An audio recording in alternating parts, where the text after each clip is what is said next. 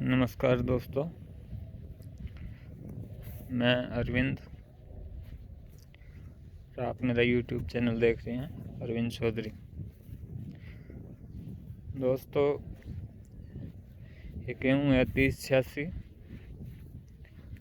आज 13 जनवरी को पूरे 60 दिन हो चुके हैं इसको। तो आपके सामने है गेहूँ की कंडीशन।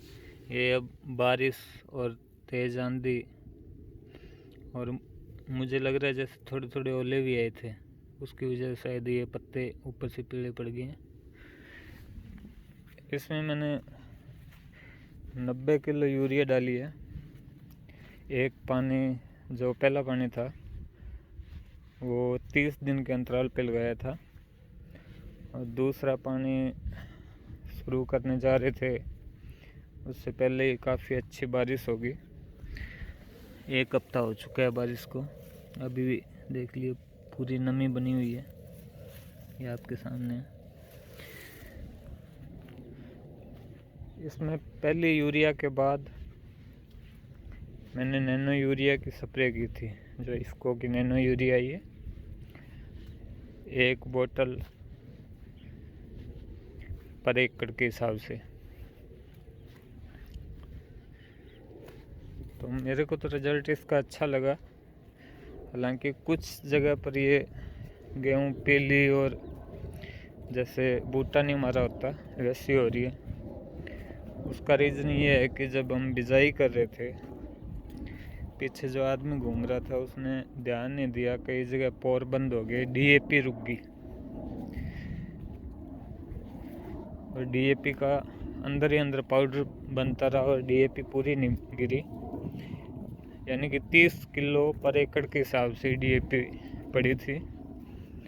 शायद उस वजह से है, जैसे इस लाइन में आपको कैमरे में आ रहा है या नहीं, ये जो लाइन है ये अलग दिख रही है, ये अलग दिख रही है। यहाँ इन पोरों में डीएपी कम पड़ी है, आगे ये सही है, ये जो दिख रहे हैं ये सही है। तो यही वजह हो सकती है। और यहाँ पे बीच में जो लास्ट में जो चक्कर थे मशीन के, उनमें ज़्यादा दिक्कत है, क्योंकि शायद मतलब इनमें बिल्कुल ही डीएपी बंद हो गई थी। बीज तो गिरता रहा, कई जगह बीज भी बंद हुआ है। जैसे अब ये पोर इसमें देखिए, ये बंद हो चुका था, ये पूरी लाइन ये बंद हो चुकी है। इसमें एक पोर चला है, एक बंद, एक चला है, एक बंद, एक चला है, एक बंद, ऐसे तो पूरे खेत में ये दिक्कत है। कहीं कहीं पे मशीन के पोर रुक गए और डीएपी कम पड़ी, शायद इसी वजह से। बाकी एक नैनो यूरिया 1 बोतल 5 डोल की जो बैटरी वाली अपने स्प्रेयर आता है उससे मैंने करी थी, और 90 किलो से भी कम पड़ी है यूरिया। तो इसमें जितनी यूरिया देनी थी दे चुका हूँ मैं। यहाँ देखिए, ये गेहूँ अलग ही दिख रही है।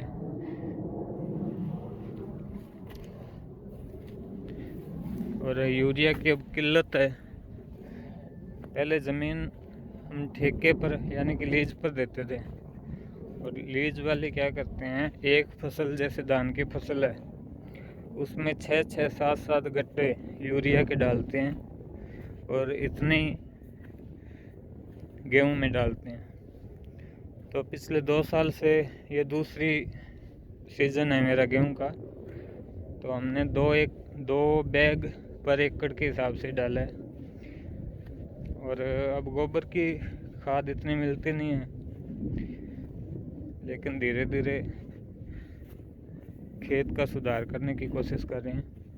कहीं कहीं पर गेहूं दबी हुई है, ये शायद यहाँ गेहूं इसका बारिश का पानी भी रुक गया था और इधर खेत वाले पड़ोसी ने लगाया तो उसका पानी टूट के इसमें आ गया था। इसकी वजह से ये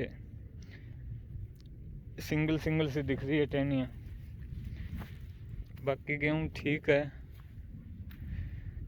लेकिन अब वैसे तो कह नहीं सकते भी। 3 जो बैग डाल दिए जिन्होंने, ये मेरे पड़ोस में है, ये देखिए ये फोकस ऐसे ही है फ़ोन का। तो ये नैनो यूरिया का मेरे को तो रिज़ल्ट अच्छा लगा, इफ़को की नैनो यूरिया। बाकी बोतल ज़रूर देख के उसको हिला के देख लें, अगर उसमें ऐसा लग रहा है ना जमी हुई है यूरिया, मतलब लिक्विड जमा हुआ सा जैसे लगा है, क्योंकि इसका अगर सही से पैक ना हुआ वो तो जेली टाइप में बन जाती है और उसके बाद में वो घुलती नहीं है और उसका रिज़ल्ट भी नहीं मिलता है। तो बोतल अच्छी से तरह से देख ले, और नीचे डालने वाले अगर मिल रही है यूरिया तो आप वो ट्राई कर सकते हैं। अगर आपको यूरिया की दिक्कत है तो आप नैनो यूरिया कर सकते हैं। इसके अलावा एक वो भी है, अगर आप 4 किलो यूरिया घोल के और 1.5 किलो DAP का घोल बना के अगर गेहूं में करते हैं तो वो एक गट्टे जितना, एक बैग यूरिया का जो होता है उतना असर करेगी। ये देखिए यहाँ पर बीज पहले डाला नहीं था, ये पानी जब लगा था पहला तब मैंने डाला है। जो आदमी था उसने गुड़ाई तो कर दी लेकिन बीज डालना भूल गया। वो पशु भी नुकसान करते हैं, नीलगाय भी करती है, तो किसानों को तो दिक्कत ही दिक्कत है। अब ये पीली पीली ऊपर से पता नहीं क्यों पड़ने लग गई है, ये मेरे को समझ नहीं आ रही। अगर किसी को हो पता तो कमेंट ज़रूर करना। बाकी हो सकता है ये पुराने पत्ते हों जो अब मरना स्टार्ट हो गए हैं, क्योंकि 60 दिन की होगी है, अब 20-25 दिन में ये निसरने लग जाएगी, बाली निकालने स्टार्ट कर देगी। अब की बार ठंड भी कम पड़ी है, अब चलो बारिश के बाद थोड़ी सी ठंड है, शुरू में तो ठंड बिल्कुल ही नहीं थी। तो ये सारी गेहूं है। तो मेरे को तो नैनो यूरिया का रिज़ल्ट अच्छा लगा। अगर आपको नहीं मिल रही है यूरिया तो आप नैनो यूरिया जो बैटरी वाली स्प्रेयर है, 5 डोल की पड़ेंगी 1 एकड़ में, वो कर सकते हैं।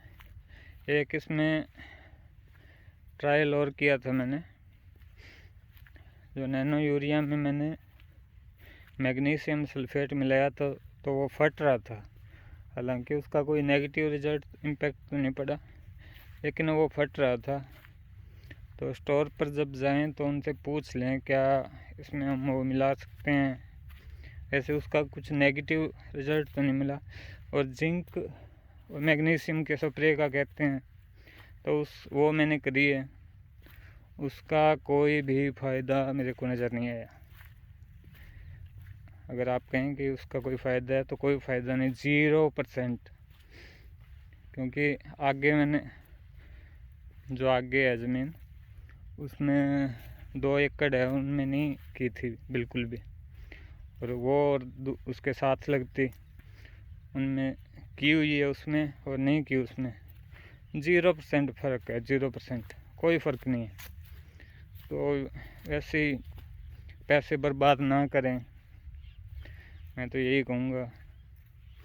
जिंक अगर आपने धान में डाली है तो इसमें स्प्रे करने की कोई ज़रूरत नहीं है।